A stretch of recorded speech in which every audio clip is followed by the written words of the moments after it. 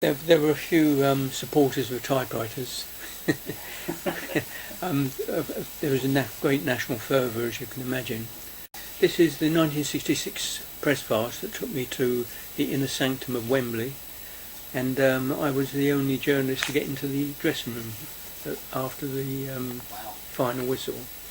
I was in there for at least 3 minutes before Alf got his glare on me, because he always believed that a dressing room was as private as woman's boudoir, and he would, even in that moment of euphoria, he did not want any pressmen around. What do you remember of that 3 minutes? 3 minutes of cuddling and hugging my dear friend Bobby Moore, touching the Jules Rimet trophy, and then being shown out the door by Alf. What was Alf like to deal with? There he is. That is the same man, ladies and gentlemen. That man in the picture is the man you're looking at. Alf Ramsey was an enigmatic character, and he could only get on with his players for some reason. He didn't get on with the FA hierarchy. They all hated each other. Right. But or the press? With the press, he treated us with suspicion, and quite understandably when you see some of the things that were written. Right. I mean, Alf didn't have Fleet Street behind him, leading up into '66 World Cup final, and it was only after they'd won the final that they had to accept that the man was a genius. Right. He was a born tactician. When he was playing for Tottenham back in the 1940s and 50s, he was known as the General, because he's always talking tactics. And history since seems to have painted him a bit differently from what you're saying, a bit as a sort of dour figure, unapproachable. What do you think? You knew him. He was dour until you got to him, and once you got through this shield of suspicion that he built around himself, there was a warm-hearted guy. But it took a lot of hard drinking sessions. He was a gin and tonic man.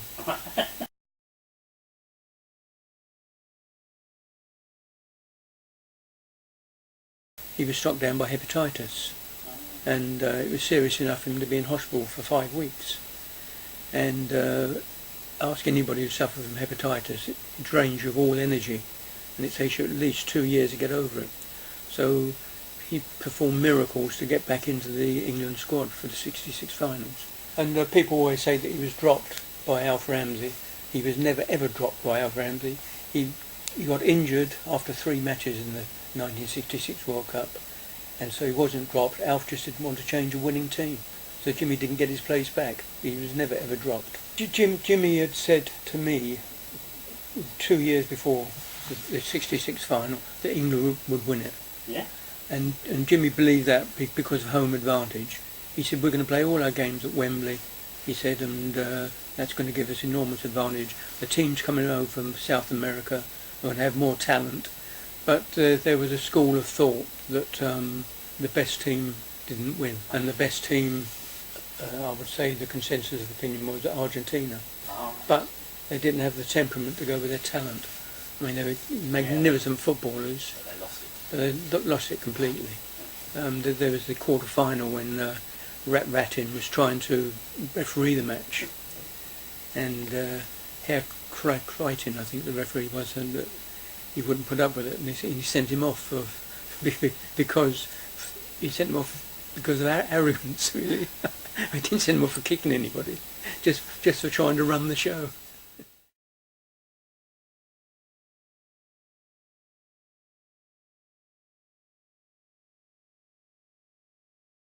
Well, I pinpointed something that a lot of people didn't know, that in 1965 Bobby had an operation to remove a testicle because he had cancer. And as long ago as 65? Yeah, so before the '66 final. And so can you imagine that today? You know, we as pressmen kept it quiet. Did you? Just a handful of us knew, but in those days, if you whispered cancer, it was a word you didn't use. True.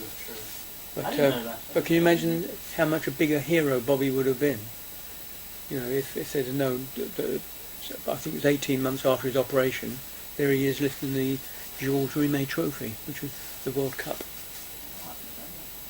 What were his strengths and weaknesses as a player?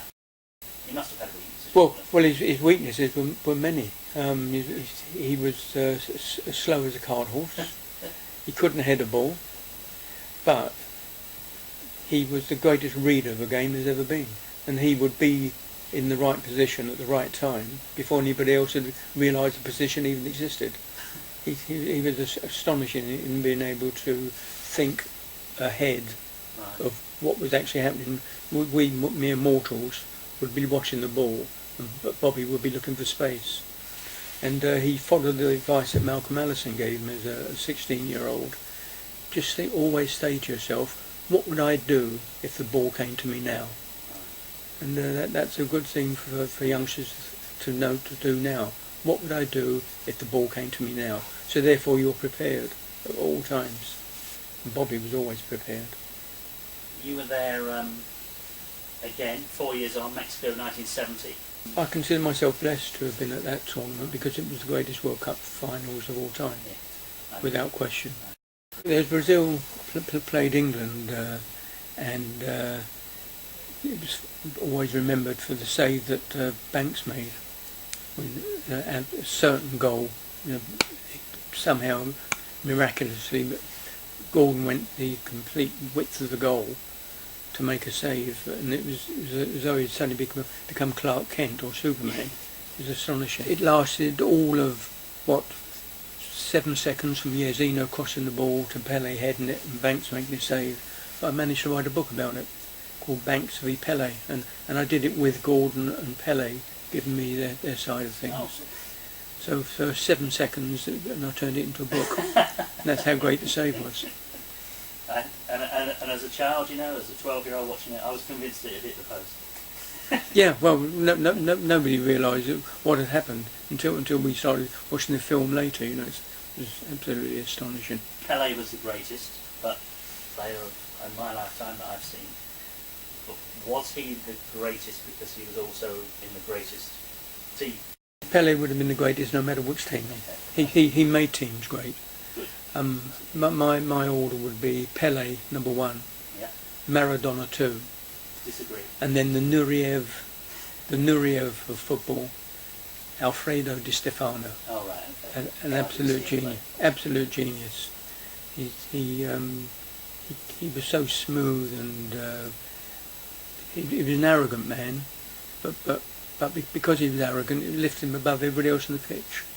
And he played for the great Real Madrid side that won the European Cup 5 times on the trot, with Puskás alongside him. Not bad. So you don't put Messi in the top 3 at the moment? He will get there, but you've got to judge them over their full career. And there's no question that Messi will be up there. But the greatest British player I ever saw was George Best, without question. And what a pity he wasn't born English or something and could have been at the World Cup if he'd turned up. There'll be a few million Irishmen will dispute that. He deserved the World Cup platform.